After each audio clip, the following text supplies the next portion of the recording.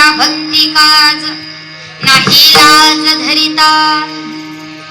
मृत्यूलोकामध्ये जन्माला आल्यानंतर भक्ती समजली पाहिजे. एकदा की भक्ती समजली का तो भगवंत परमात्मा तुमच्या आमच्या कामामध्ये कुठल्याही प्रकारची लाज बाळगत नाही. परंतु ज्याच्यासाठी आपण नामस्मरण केलं पाहिजे आणि तेच नामस्मरण आमच्या संतांनी केलं. उदाहरण देऊन सांगेल, चोखोबर आहे, अखंड भगवंताचं नामचिंतन करत असणारे चोखोबर आहे.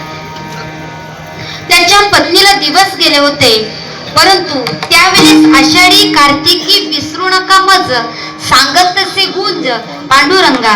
आपल्याकडे वेळेच्या अभावाने आपण अभंग अल्पशा पद्धतीने सोडवण्याचा प्रयत्न करूया. चोखोबांची पत्नी होती, पत्नीला दिवस गेले होते, परंतु त्याच वेळेस प्रस्तुतीचा काळ आणि त्या काळामध्ये आषाढी कार्तिकी विसरू नका मज पंढरपुराच्या दिशेने दिंडी निघत होती. परंतु या ठिकाणी चोखोबरायांच्या पत्नीला प्रस्तुतीच्या कळा लागल्या आणि कळा लागल्यानंतर आता करायचं काय, करायचं काय, आता करायचं काय. बहिणीला बोलावं म्हणून चोखोबरायांच्या पत्नीने सांगितलं का अहो ऐका ना, वंशाला बोलून आणा. माझा आता प्रस्तुतीचा काळ जवळ आलेला आहे, मला वेदना होत आहेत, तुम्ही माझ्या नंदला बोलून आणा. असं सांगितल्यानंतर चोखोबराय बहिणीला बोलवण्यासाठी निघाले. घरातून निघाले बहिणीकडे जाणार. रस्त्याने जात असताना पंढरपूरच्या दिशेने चालत असणारी दिंडी आणि त्या दिंडीमध्ये अखंड भगवंताचं नामस्मरण चालू होतं. अखंड भगवंताचं नामस्मरण चालू होतं. राम कृष्ण हरी जय जय राम कृष्ण हरी, हरी राम कृष्ण हरी जय जय राम कृष्ण हरी,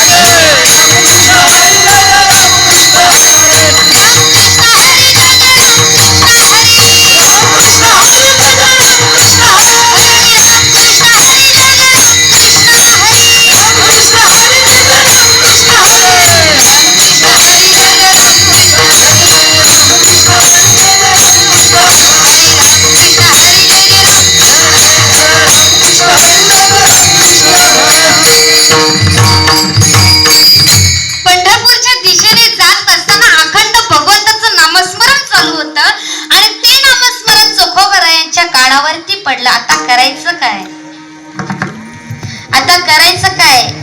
बायकोचं बाळक पण जवळ आलंय, आता होईल मग होईल काय सांगताना येत नाही. बहिणीला बोलवायला जायचंय, परंतु चोखोबरायांच्या समोर भगवंताला भेटण्यासाठी दिंडी चाललेली आहे. जीव इकडे जीव तिकडे जीव तिकडे, हे करू का ते करू, सांगा मी काय करू. काय करावं चोखोबरायांनी काय करावं. अखंड भगवंताचं नामस्मरण चालू आहे, बहिणीला बोलवायचं आहे. हे देहभान विसरले आणि त्या पंढरपूरच्या दिशेने जात असलेल्या दिंडीमध्ये चोखोबराय सामील झाले आणि अखंड भगवंताचं नामस्मरण करतायत. नामस्मरण करत करत करत पंढरपुरामध्ये पोहोचले आणि पोहोचल्यानंतर चोखोबरायांच्या लक्षामध्ये आलं आपल्या पत्नीचं बाळक पण होतं आणि आपल्या पत्नीने बहिणीला बोलवायला सांगितलं होतं आणि मी आलोय कुठे, पंढरपुरामध्ये. परंतु म्हटलं जातं ना, मागे पुढे उभा राहे संभालित. भगवंताला काळजी वाटू लागली आणि भगवंतानी बहिणीचं रूप धारण केलं असं म्हटलं जातं.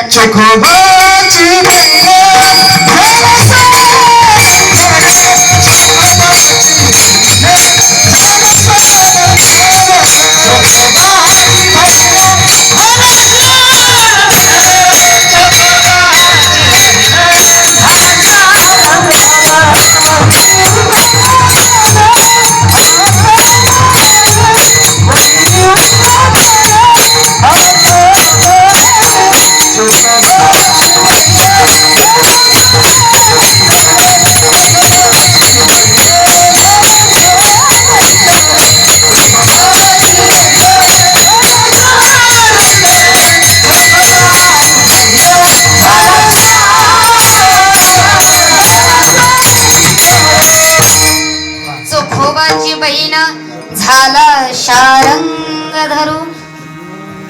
भगवंताने त्यांच्या बहिणीचं रूप घेतलं.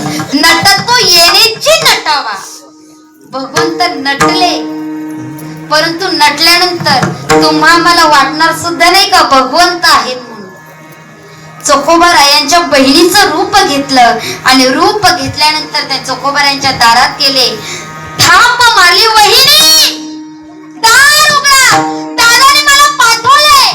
आणि दादा पंढरपूरच्या दिशेने. चकोबाराय घरी येईस पर्यंत भगवंत त्यांच्या घरी राहिला. बाळंतपण केलं आणि सर्व कामे केली. आता बाळंतपण झाल्यानंतर काम कमी असतात का? कमी असतात का?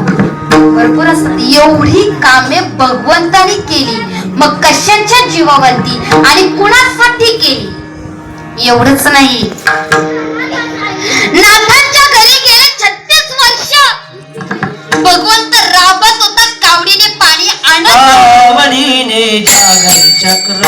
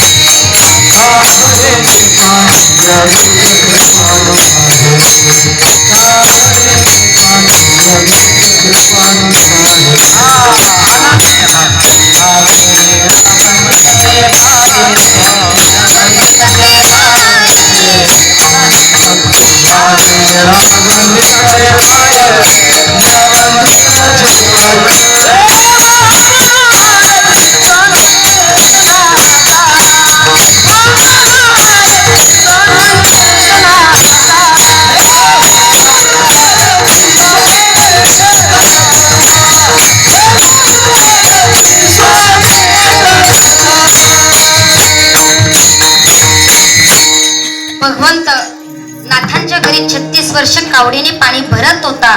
परंतु भरत असताना भगवंताचा सुद्धा एक नियम, घेसी तेव्हा देसी आईसा अससी तू उधार. भगवंताला नाथांच्या वडिलांनी सुटका केली होती आणि पुन्हा एकदा पंढरपूर क्षेत्रामध्ये वारकऱ्यांमध्ये माणसांमध्ये आणलं होतं. म्हणून पण केला होता, शब्द दिला होता. तो शब्द 36 वर्ष कावडीने पाणी भरलं. 36 वर्ष कावडीने पाणी भरलं. भक्त ऐसे जाना जे देही उदास गेले आशा पाश निवारोनी.